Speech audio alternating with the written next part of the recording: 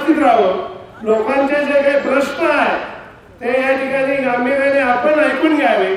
One विभागाचे जे अधिकारी आहेत त्यांना आमची विनंती आहे की आपण या ठिकाणी त्वरित यायचं आहे। माननीय शरददादा सोनवणे जे काही विषय मांडणार आहेत त्यावर आपण काय करणार आहात हे या ठिकाणी मोर्चाला सामोरे जाऊन आपण सांगितलं पाहिजे। आज या ठिकाणी बिबट्या सरपंच संदर्भात हा मोर्चा या ठिकाणी आलेला आहे। मगाशी सांगितल्याप्रमाणे हा सर्वसामान्यांचा प्रश्न निर्माण झालेला आहे। हा ज्यावेळेला सर्वसामान्यांचा प्रश्न उभा राहतो त्यावेळेला एक आपत्ती तालुका म्हणून या ठिकाणी घोषित केला पाहिजे केलाच पाहिजे। कारण आपत्ती व्यवस्थापनामध्ये ज्या काही गोष्टी आहेत, वन विभागाच्या अधिकाऱ्यांनी मी परवा टीव्हीवर पाहिलं, पाणी साहेब त्या ठिकाणी येऊन सगळं चुकलं, आम्ही नाही आलो, हे झालं, हे म्हणून चालत नाही। आपण आपत्ती व्यवस्थापनाकरता काय करणार आहात ही एक सुंदर तालुक्यावर आलेली मोठी आपत्ती आहे। आणि या आपत्ती व्यवस्थापनासाठी आपण काय केलं पाहिजे, काय केलं नाही पाहिजे, तुमच्याही शेतकऱ्यांकडून अपेक्षा काय आहे, धनगर समाजाकडून अपेक्षा काय आहे, जनतेकडून अपेक्षा काय आहे, जुन्नर तालुक्याच्या लोकप्रतिनिधींकडून तुमच्या अपेक्षा काय हे या ठिकाणी तुम्ही सगळं सांगितलं पाहिजे।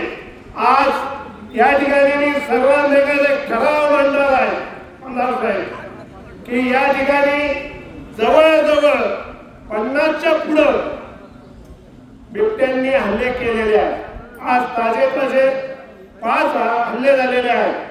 सदोष मनुष्यवधाचा गुन्हा या ठिकाणी जुन्नर पोलीस स्टेशन मध्ये आजच दाखल झाला पाहिजे। हा जर आज दाखल झाला नाही तर येणाऱ्या कालावधीमध्ये मोर्चा संपल्यानंतर या प्रश्नाला परत बगल दिली जाऊ शकते। दुसरी गोष्ट, येणाऱ्या कालावधीमध्ये कॅबिनेटची जी पहिली मीटिंग असेल त्या कॅबिनेटच्या पहिल्या मीटिंग मध्ये हा विषय आपत्ती संदर्भातला आणि त्यावर जे निर्णय येणार आहे त्याच्याकरता एक अभ्यासपूर्वक एक 10 जणांची समिती नेमून की जुन्नर तालुक्यात हा बिबट्यांचा प्रश्न हा मोठ्या प्रमाणात आहे त्याच्याकरता एक समिती नेमावी आणि जे काही करणं शक्य आहे ते सर्व लेखी स्वरूपात आमदार साहेबांनी तर यामागे दिलेलंच आहे, पण अजून कोणाच्या काही सूचना असतील तर त्या ठिकाणी घ्याव्यात आणि आपत्ती व्यवस्थापनाच्या अंतर्गत कॅबिनेट मध्ये हे विषय मांडावे। आणि कॅबिनेटच्या सर्व सदस्यांना आमची विनंती आहे, मग मुख्यमंत्री असो उपमुख्यमंत्री असो या सर्वांना आमची विनंती राहणार आहे की आपण तातडीने हा गांभीर्याचा प्रश्न लवकरात लवकर मार्गी लागावा या दृष्टीने प्रयत्न करावे।